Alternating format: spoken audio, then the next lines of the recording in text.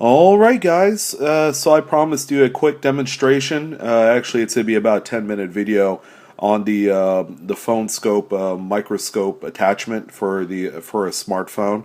And we're going to focus primarily on one of my passion series, and that's dye varieties of the Lincoln Scent series. Whether it's the Wheats, Memorials, or maybe even something that's a little bit more modern with the shields and all that. I don't really get into the shields too often, but you know, maybe one day I'll get into it because there's still a lot of them out there to find. There's a lot of sealed bank rolls and mint rolls that could be had for a pretty reasonable amount, and there's quite a bit of double dye type varieties out there that you could find in those later series.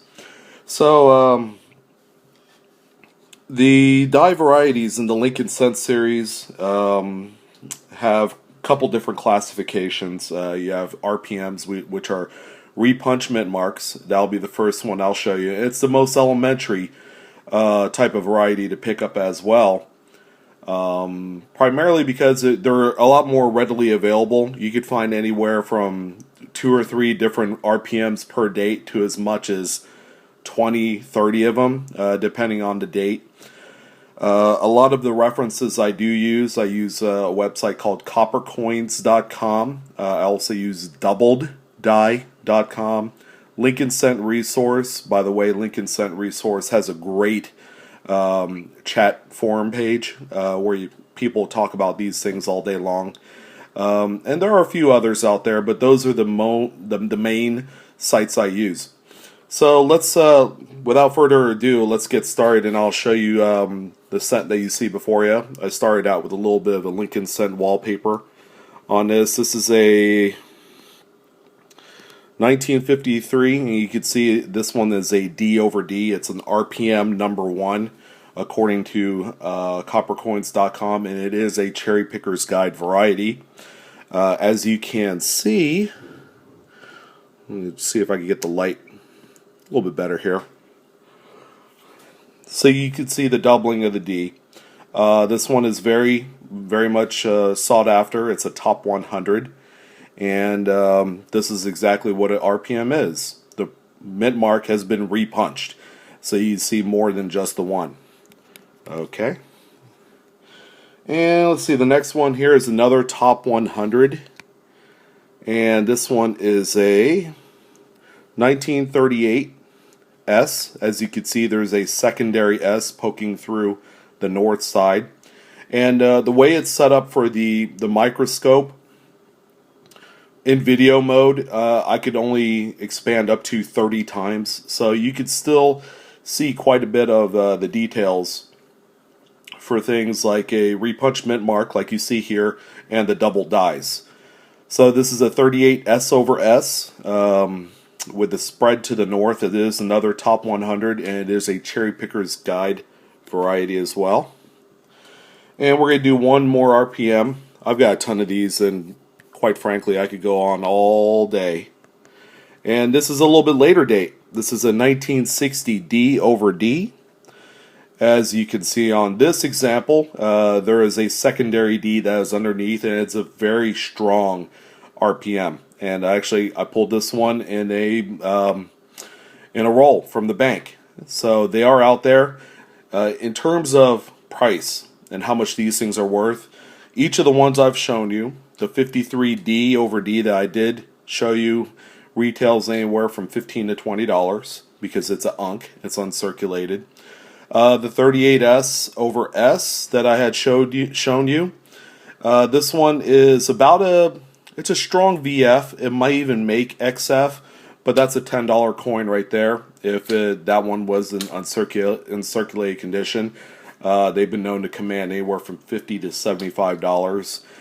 And this one right here is an AU 1960 D over D. This one is a $10 coin. So that's actual values that you could sell these coins for online, whether it's through eBay or Lincoln Scent Resource or any other forum chat page or any other type of site that sells coins for you. Okay, so we've finished up the repunched mint marks. Let's go ahead and move on to the next variation, and these are what I call over mint marks. So this one's kind of hard to see. And if I manipulate the light just right, actually you're not going to be able to see the S on this unless I flip it around so it's upside down. The S is actually south of the D. There, you can see a lot better here. So it's a 51 D over S. So over mint mark is either an S over D or a D over S. These are more collectible than the RPMs, and they're tougher to find. This one I just found this weekend in a 2,000 piece batch of wheat pennies. Alright, so that's what that one looks like. And here's a very famous one that you guys have probably heard about and maybe seen in the Red Book. This is the 1944 D over S. As you can see, the S is right underneath the D, and it's north of the primary mint mark. This is the one that you see in the Red Book. It is a Cherry Picker's Guide variety. It's one of the top varieties in the Lincoln series. I found this one a few months ago in a bag. I actually have a couple of these. If you go through a bag of 5,000 and you go through maybe 2 or 3 a month, you're guaranteed to probably find 1 or 2 of these in a month span. So the more you search, the more you find. It's real simple. So that covers a couple of the notable over mint marks. How about we go into double dyes? We're going to start with a nice early one right here. And this is one I've always wanted to show. I found this in a wheat cent bag. It's a 1936 double dye, as you can see. You got a nice, what looks to be a clockwise rotation spread. Let's see, Liberty. It's got the broken R. So it's got the peg leg R, which is a main diagnostic. And there is a little mild doubling on "In God We Trust" in the motto. So, you know, this is a nice early double dye. These are a little bit more common than, say, finding the 55 or 1917 or even the 69S. Speaking of 55, here's one. This is double dye number 2. I have yet to been able to afford the big one, you know, the crazy looking monster. But if it wasn't for the fact that there was a double dye number 1, which has a really wild spread, this one is just as good too. So if you take a look at "In God We Trust," you can see the spread. It's very noticeable in the letter N, the letter G in God, O. So it's all on the top right on each letter. Okay, and there's trust. So you can see in the R very, very well, the U, the S, T. This one I found probably a year ago. In its condition, it's like a VF. It's a $100 coin. So pretty nice. And it's a lot more rare than the other double dye. And if you want to see something that's a little bit more modern and recent, how about a 1980? This is a double dye. It's a Cherry Picker's Guide variety, much like the 55 and the 36. This one I believe is in the Red Book as well, and this is a $50 coin in the condition it's in. So you can see the spread. The numbers and the data are much more thick. Plus you can see the notching as well. Always a pleasant find. Found one of these in a bankroll. So this is the, you know, you could Liberty. You could see the doubling in Liberty as well. And let's see. Let's turn our attention to a couple, not so much off the wall, but unconventional. Okay, 1998. What kind of variety happens in 98? You got it, wide AM. And that's what the wide AM looks like. So you're going to have a nice little spacing between the letter A and M in America on the reverse. And the wide AMs occur in 98, 99, and 2000. Real simple. And they command a little bit of a premium. That example I showed you, probably a few bucks. And one more really nice variety that you don't see too often, the inverted S. This is a 1946. It's the only date to feature an inverted mint mark. This coin is extremely rare. And if you had to put a dollar value on it, because so few of them have existed in the marketplace, this is easily a $100 to $150 coin.